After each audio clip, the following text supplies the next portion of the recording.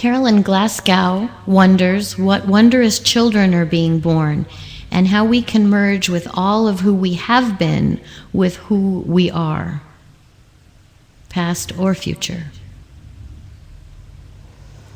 The children that are born upon the earth now are not the same children that will continue to be born upon the earth in the next generation. For the next at least 7 generations, and perhaps more than that as well, every generation will have its own unique abilities and its unique challenges. It could be that those that are being born at this time are called heroes, for lack of another word, for they are taking on bodies that are mutating while they are in them, bodies that are changing, bodies that are evolving.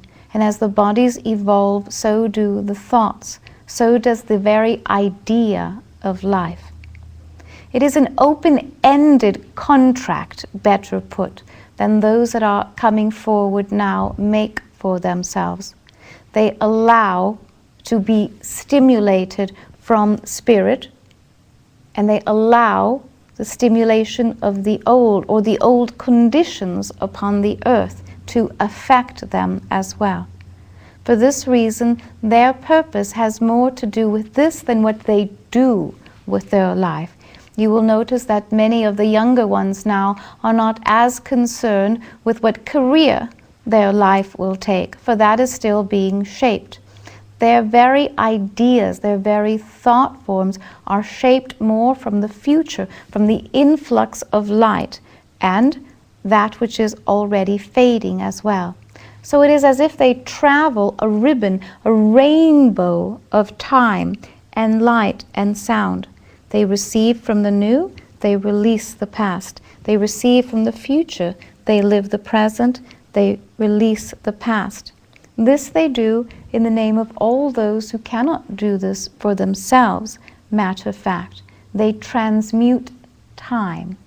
They transmute history, not by absorbing certain shocks, as your generations have done, but by allowing these rivers to flow to them, through them, and beyond. They are remaking the earth for you, for themselves, and for the following generations that they will give birth to as well. Each new generation upon the earth now renews itself and changes a little bit, so that no 2 generations will be alike, at least for 7 generations. Every change that they make changes and affects you. Any and every change that the next generation chooses affects prior generations, for, as we have said earlier, in essence you are one.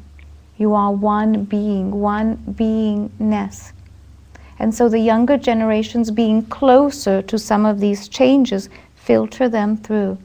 And in some ways, credit to some of your evolution is due to the newer generations as well. Because of this, you will notice that there are certain younger ones that sacrifice themselves in some way. You see, they have forgotten or did not note that all of these difficulties filter through them and to and down to the earth. Some of these instead have claimed these thoughts or the inabilities to move through these cycles, and so they stay and they hover in the mind and in the heart. They lose an ability to comprehend life as it is structured currently for humanity. They lose the structure of life. And what we are describing here then is autism. It goes far unspoken of these days. It is the inability to hold the structure of man, the structure of humanity as it is currently understood. And so imagine the very scaffolding of life. Imagine that your bone, skeletal structure does no longer support you. All would begin to compress. In that same way then, those that fall to this illness, this discomfort then, allow all of the compressions, all of the miasms of man to fall into, to implode literally. And without the ability to sort through them one reality or one truth, there is an inability to cope or to restore that. So there is more of that taking place now during this generation and the next. After that, it will begin to diminish and diminish and diminish until autism will no longer be known upon the earth for many, many generations, until it resurfaces in a different way.